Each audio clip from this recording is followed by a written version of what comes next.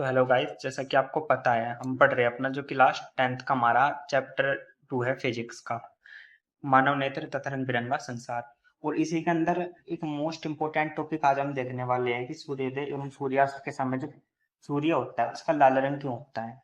हमें सूर्यास्त के और सूर्योदय के समय सूर्य लाल रंग का ही क्यों दिखाई देता है।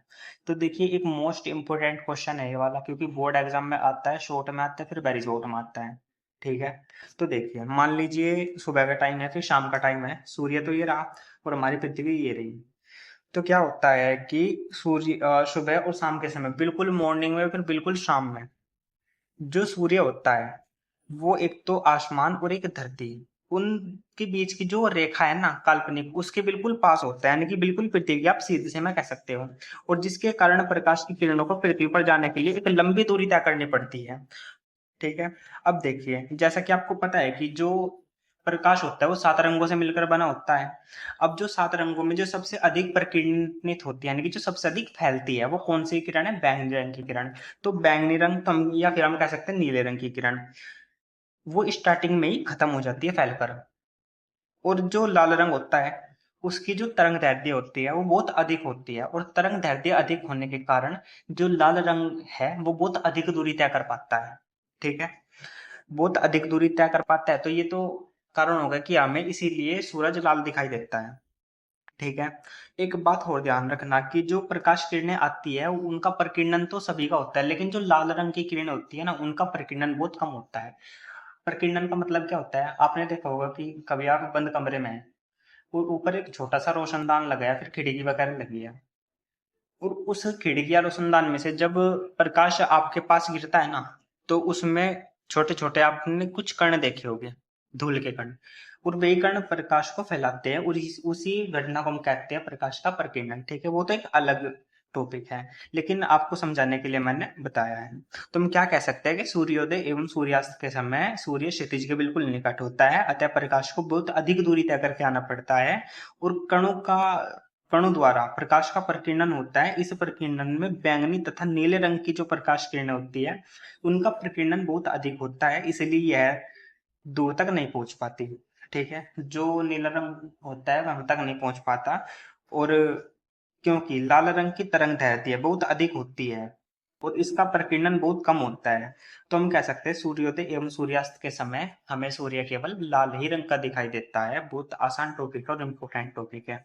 एक बार हम शुरू से दोहरा लेते हैं क्या, कि सूर्योदय एवं सूर्यास्त के समय सूर्य पृथ्वी के बिल्कुल निकट होता है, और अतः प्रकाश को बहुत अधिक दूरी तय करके आना पड़ता है। कणों द्वारा प्रकाश का प्रकीर्णन होता है। इस प्रकीर्णन में बैंगनी तथा नीले रंग की जो प्रकाश किरणें हैं उनका प्रकीर्णन बहुत अधिक होता है, यानी कि बहुत अधिक फैल जाती है स्टार्टिंग में ही। और जो लाल रंग होता है वो अधिक नहीं फैल पाता है, क्योंकि इसकी तरंग दैर्ध्य कम होती है, और लाल रंग दूर तक जा पाता है, हमारी आंखों तक आ पाता है। ठीक है, और इसी कारण हमें जो सूर्य होता है वो सुबह या फिर शाम के टाइम बिल्कुल लाल दिखाई देता है।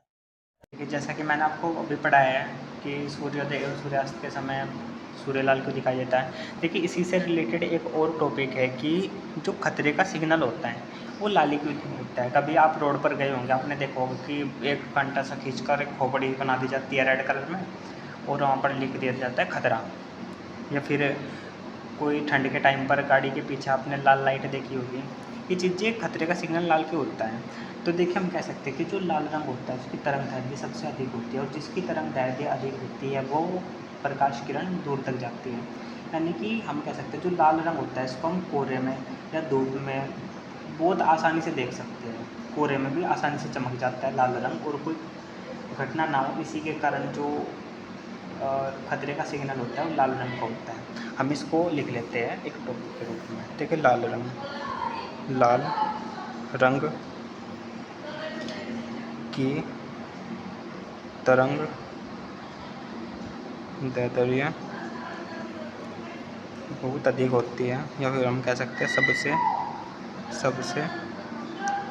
अधिक होती है, जिस अतः इसको कोहरे या बहुत अधिक ठंड या फिर हम कह सकते हैं कि देखिए धुंध और कोहरा होता तो एक ही है। धुंध में आसानी से देखा जा सकता है और यही कारण है कि खतरे का सिग्नल लाल होता है, फिर खतरे का निशान लाल होता है। यही कारण है कि खतरे का निशान लाल रंग का होता है। देखिए ये टॉपिक आपसे एमसीक्यू में पूछा जा सकता है कि खतरे का सिग्नल लाल ही होता है। याद रखना, क्योंकि लाल रंग की तरंगदैर्घ्य सबसे अधिक होती है और इसे हम कोहरे में भी देख सकते हैं। आपको सिर्फ इतना लिख देना है या फिर आपको टिक लगा देना है जो भी इसमें ऑप्शंस दिए रहेंगे। ठीक है, अगर आपको वीडियो पसंद आती है तो वीडियो को लाइक करें, शेयर करें, सब्सक्राइब करें। एक live study with education. Thank you.